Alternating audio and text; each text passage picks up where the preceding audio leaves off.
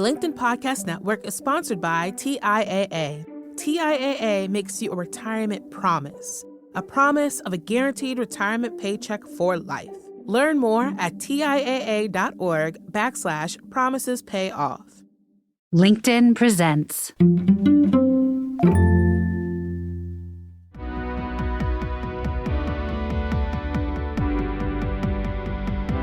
I'm Aarons-Mele, and this is The Anxious Achiever, the show that looks at the intersection of mental health and work, and how we can all do both better.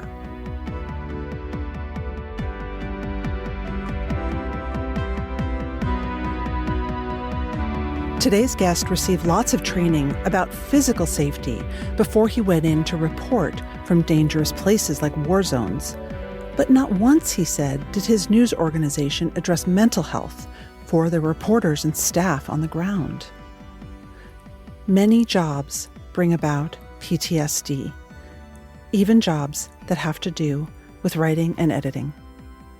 Today's guest is someone who worked for over 25 years as a journalist, traveling the world and seeing things that most of us don't. And when he realized he needed help, his company wasn't really there for him. Dean Yates is an author and mental health advocate based in Tasmania. He wrote the book Line in the Sand. The book tells a story that is serious and tragic, including mention of self-harm and suicide, which we'll talk about. It's also a story of trauma, of being obsessed with work and your career, and the feelings you experience when you lose that identity that's so deeply tied to your workplace. And it's a book that is really honest and intense in a way that sometimes made me feel uncomfortable. The episode will come in two parts. One, where we get more of Dean's story of trauma and why he was drawn to war journalism in the first place. And the second half focusing more on work and work structures that maybe need to be changed. I began by asking Dean about his honesty and the way that he faced some of the things that make people most uncomfortable when telling his story.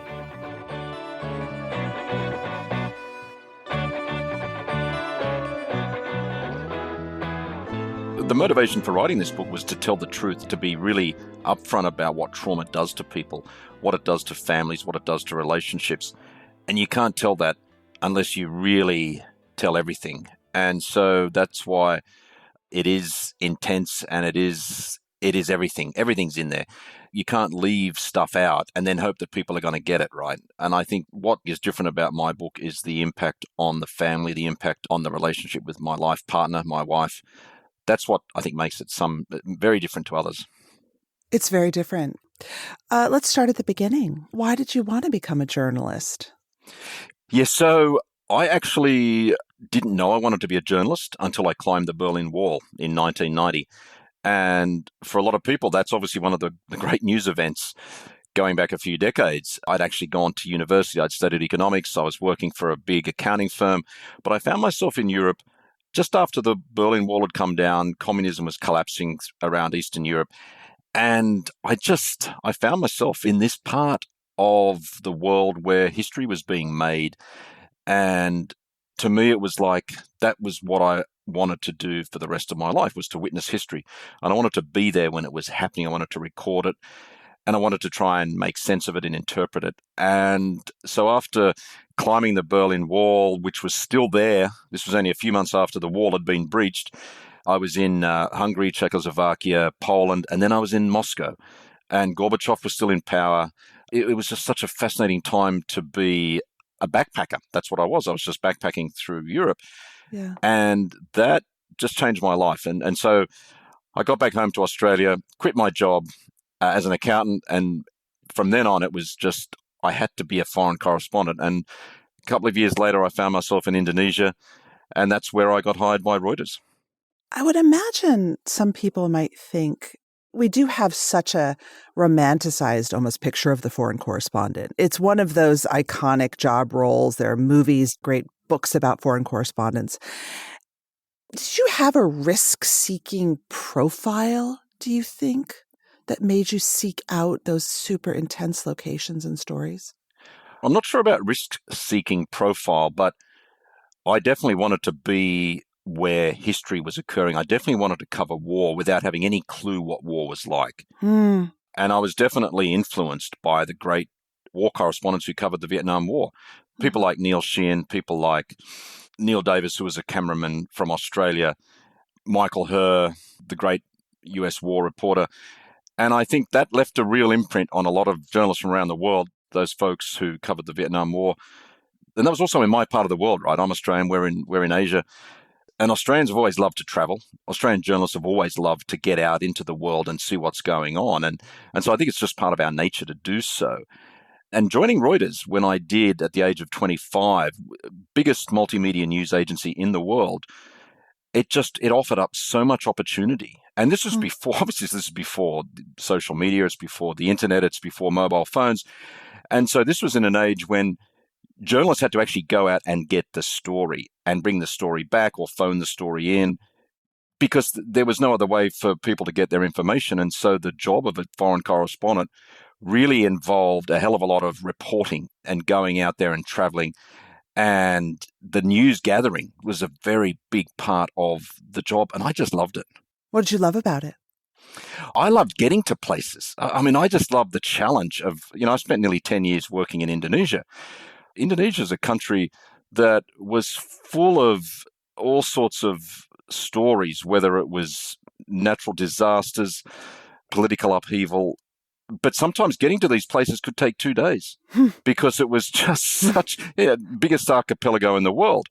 And when you're trying to get to places when there's been some sort of natural disaster or catastrophe, that's often a challenge in itself. And that was just something that I always found a good challenge. Like, how are we going to get there? How are we going to get our kid in? And then how are you going to get the story out? I guess people have forgotten how difficult these sorts of stories were to cover. I covered the Boxing Day tsunami in Indonesia's Aceh province. Those waves wiped out everything, telecommunications, everything. And so for us as a Reuters team, we had 12 people up there.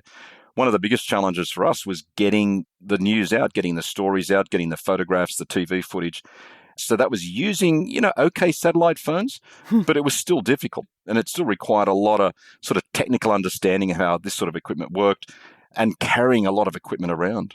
Yeah, right. It was a physical and logistical challenge in a way that we probably with our iPhones today just can't even imagine. That was part of the adventure, I think, of being a foreign correspondent as well, because you had to get into these places and then gather the news and then get your stories out. And I think that's where a lot of the romanticism of being a foreign correspondent came from. But a lot of us didn't realize that we were also gathering a lot of trauma in the course of our work. And no one ever talked about that. No one. No one ever talked about I'll give you an example. So I was based in Jerusalem. In 2006, I was the deputy bureau chief for Reuters for Israel and Palestine. Very big operation we had there. And I was asked if I wanted to apply for the Reuters bureau chief job in Baghdad. This was the end of 2006. This was a time when Iraq was already spiraling into civil war. And the bureau chief was leaving and the bosses asked me if I wanted to apply for it. And this was basically the toughest job in the organization anywhere in the world. 160,000 US troops in Iraq. Bloodshed was off the charts. And in the conversations I had with my wife, Mary, with 3 young kids, we're in Jerusalem, we were very happy there. We never talked about PTSD once. We never talked about the impact that role might have on my mental health. We talked about whether I might get killed. Yeah. We talked about the responsibilities of running an operation of 100 people. We talked about the pressures of the story. We talked about how challenging it was going to be. But never once did we talk about how it might affect me mentally. And that was only in 2006. And all those years of you traveling around the world and doing tough assignments, there was never a senior journalist who took you aside and said, like, hey, you need to prepare yourself for this? No, well, we had lots of training on physical safety. So we do these hostile environment courses. News organizations around the world did them. In Baghdad, for example, my colleagues, we shared a compound with the New York Times and the Associated Press and the BBC. We'd all been through these hostile environment courses where we were taught first aid, how to treat a gunshot wound, or how to negotiate a militant checkpoint, or what to do if landmines were going off, that sort of stuff. But this stuff didn't deal with the psychological trauma. Mm-hmm. All news organizations were the same when it came to this. And after I covered the tsunami in Aceh, the managing editor for Asia said, you need to go and see a psychologist, talk to a psychologist. And I said, I'm fine. There's nothing wrong with me. But he insisted I do this. And so I went and had one session, and I just thought, this is a waste of time. And I never went back because there was just we just weren't talking about it. I think journalism was really one of the last professions to understand the risks of traumatic news coverage. And as a result, a lot of journalists are suffering. Yeah. Why did they suggest you see a psychologist after the tsunami?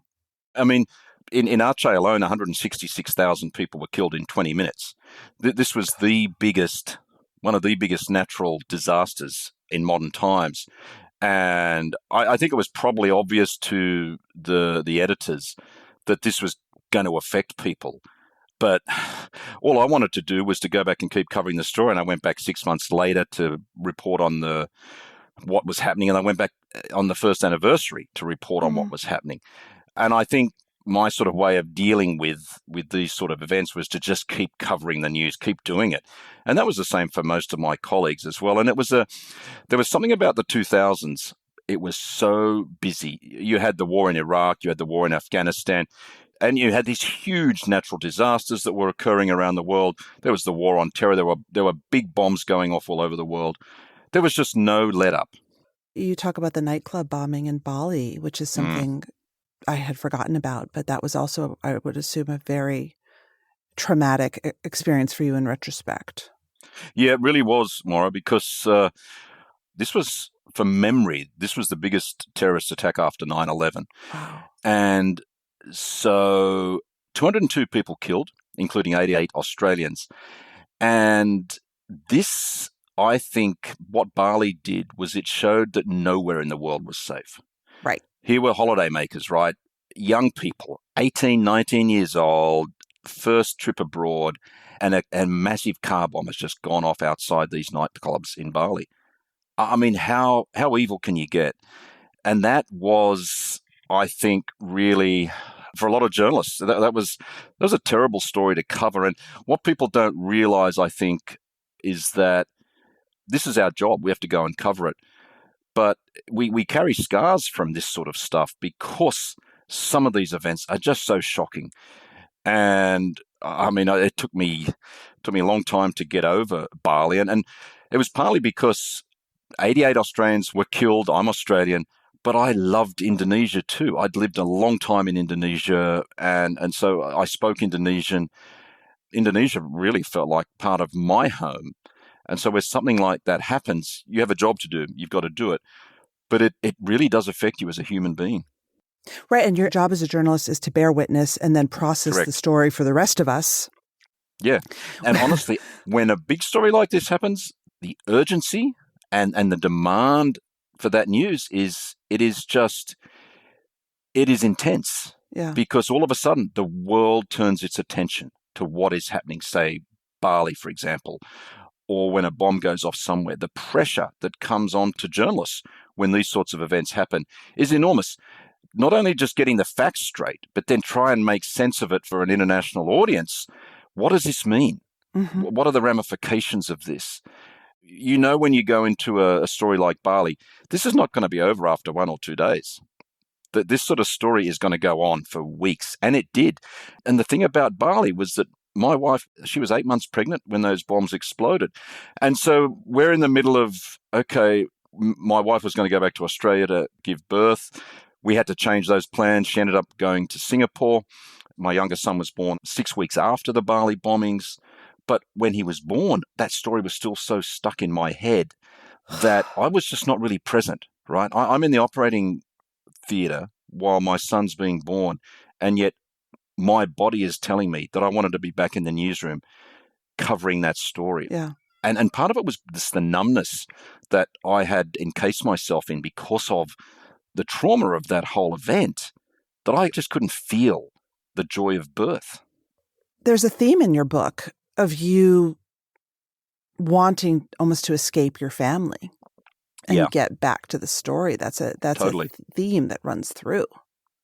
You'll find this, I found this in the psych ward. So the 3 admissions I had to a psych ward in Melbourne with a lot of veterans, a lot of coppers, it's exactly the same.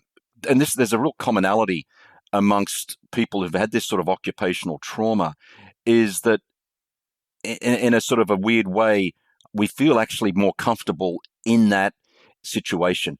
We'd prefer to be actually doing what we do, whether it's reporting the news or being in a police car or being in the military, because that's what we know and that's what we've got the muscle memory for.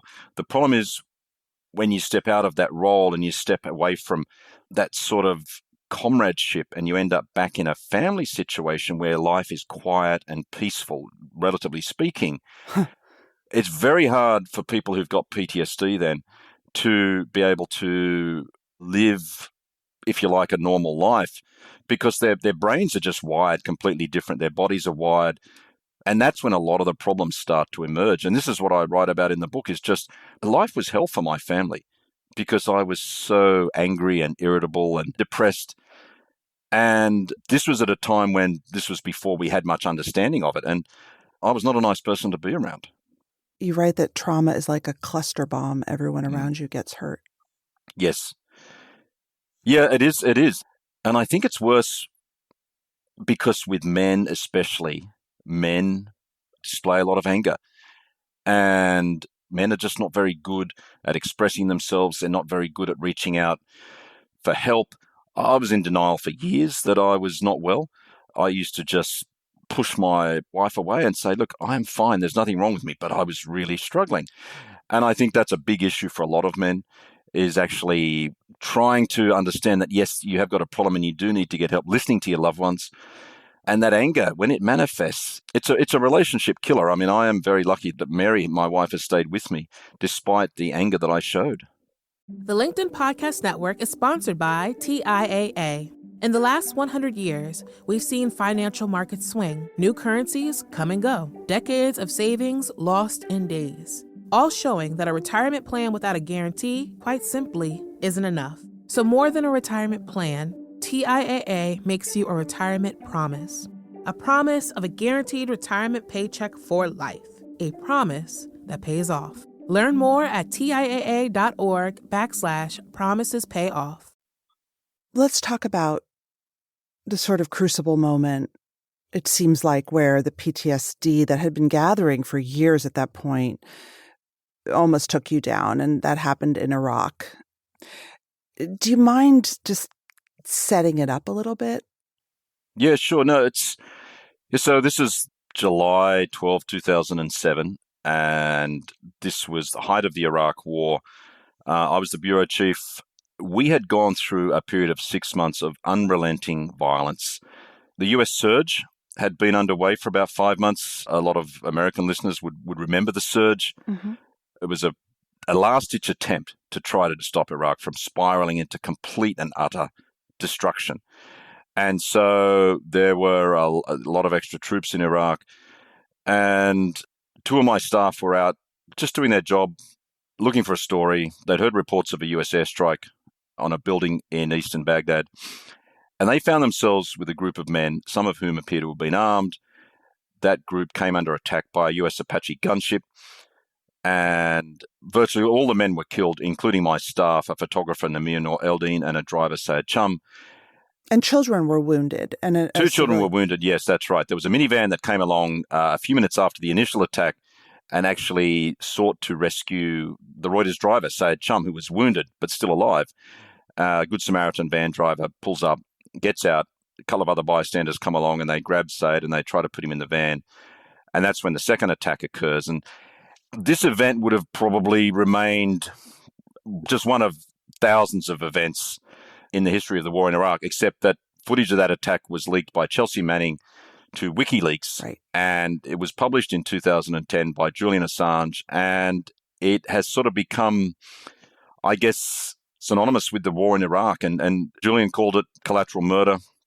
And for me, in so many different ways, it was my undoing, my mental undoing, because there's my staff getting killed and it's just a mouse click away. For me, there's all sorts of emotions and conflict tied up in that. In particular, the fact that I wasn't able to protect them, and that when the footage was released in 2010, I did nothing. I didn't speak up publicly. I didn't say anything about what had happened that day.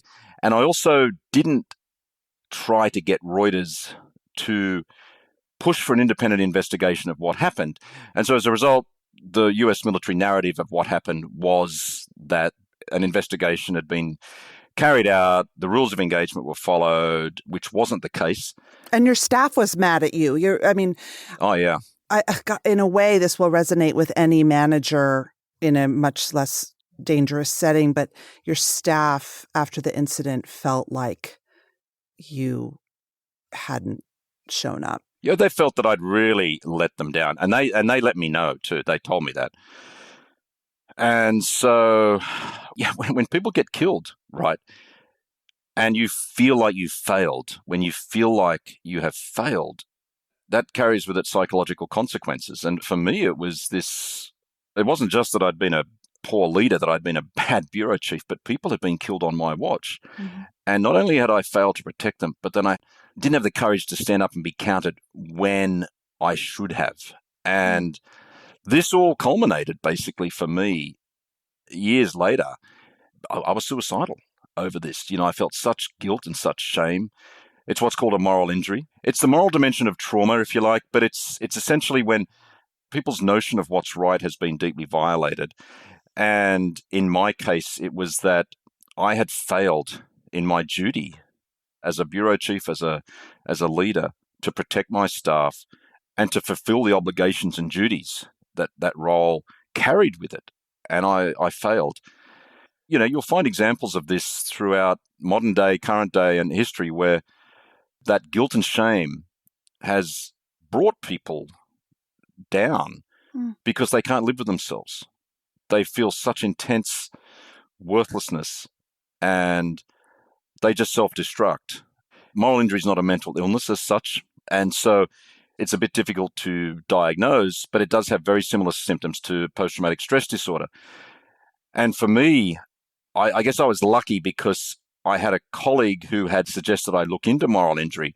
And then as soon as I started Googling it, all of this information started coming up out of the States, the US, of moral injury in veterans. And when I started reading this, it just struck me, yeah, this is what I'm feeling. This is how I feel. This describes how I feel. One of the pioneers in this whole concept of moral injury is from Boston University, a guy called Brett Litz.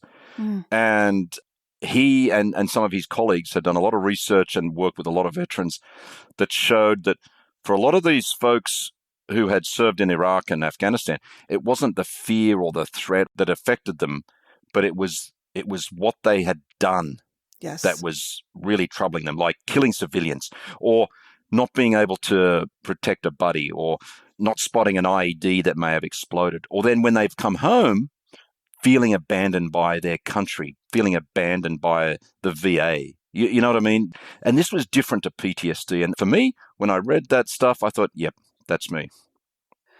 There's been data on this even for people who are civilians, people who, God forbid, hit someone while they're driving or, correct, right, get in an accident that yep, kills someone, that lingering guilt and trauma, right? Yeah, that's right, Maura. And now there's research done on first responders, people in public health. You look at COVID, right? This is where it's really started to expand a bit more, is look at doctors, physicians who've had to make really tough decisions during COVID. Who got a ventilator? Who got treatment? Telling loved ones they couldn't see their dying family member because of COVID, right?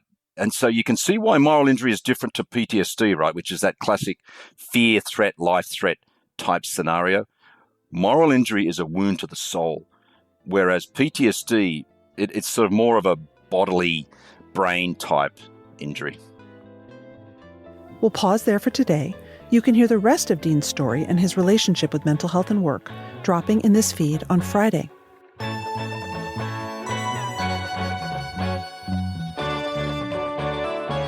That's it for today.